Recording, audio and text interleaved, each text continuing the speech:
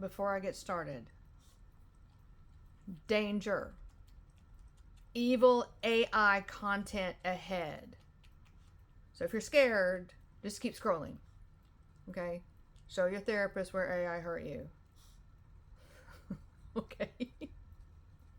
I mean, okay. Yeah. So anyway, it's coming. So just chill or go about your business and so on and so forth.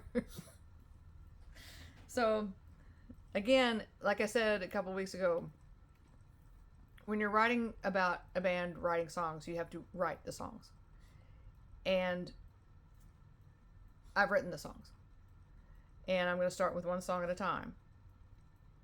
And all of these next 12 songs that I'm going to post either daily or if I skip a day or whatever, these are songs that are on this fictitious album that is eventually released or was fictitiously released in August of 1986. And they've been rolling around in my head for 20 years when I started writing sequels. And here are the index cards that they were on right there. Okay, they're backward. But this is when I wrote them down. I wrote them in that little purple notebook that I've got. It's sitting over there. Because I can remember when we were playing, the band was playing, Miss Mac and the Groove Tones, we were going back and forth to Fort Smith a lot. Playing at the, what do we call it?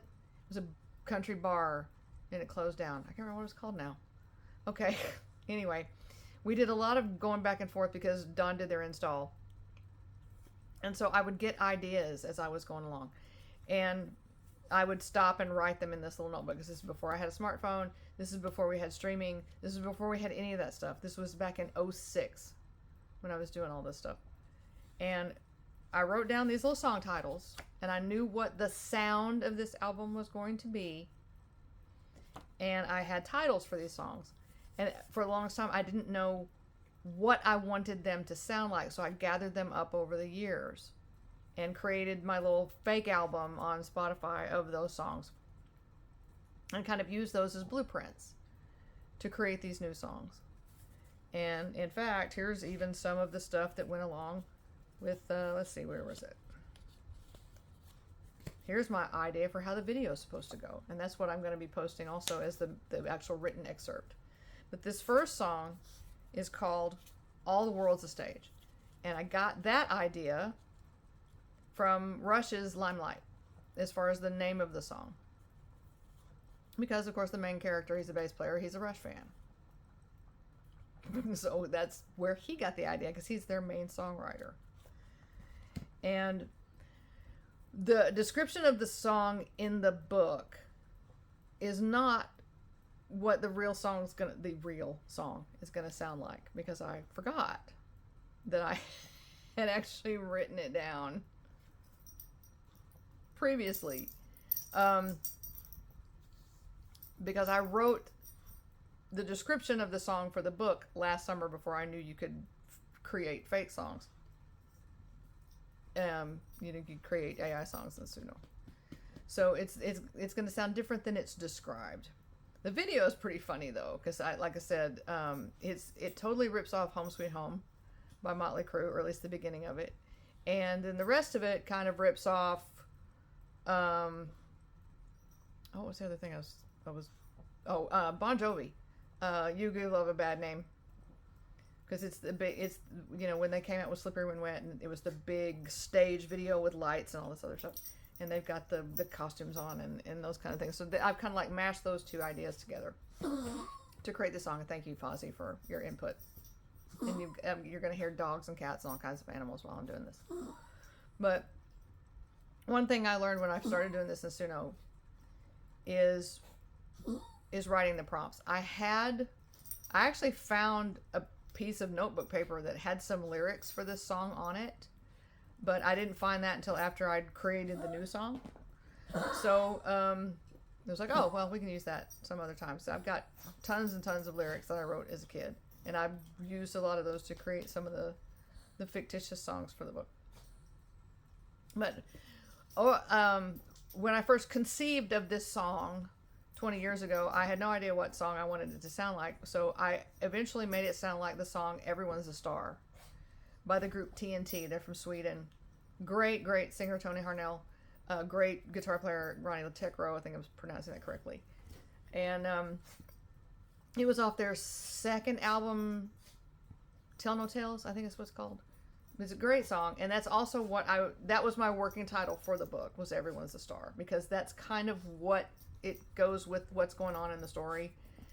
As the bands become bigger and they're touring and they're doing the stuff and they're becoming, household names and all that kind of stuff. Everyone's a star. But now that I've created actual songs, I'm going to switch gears here and actually call the new book All the World's Stage, because I can actually name the stories after the real songs now. And that's not, that wasn't my plan originally. I've always named the different books in the series after real songs. Heavy Metal Love, Turn the Page, 10,000 Lovers in One, which is also a TNT song.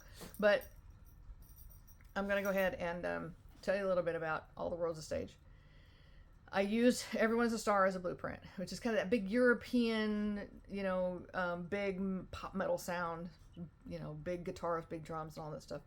And of course, it's about being on stage, going out and performing. And every band did that in the 80s. You had this big opening song that got everybody on their feet, rock till you drop. Def Leppard, Coming at You Live, that was Tesla. Everyone's done it. So this is one of their songs that does that. They already had some in their backlog, my fictitious band.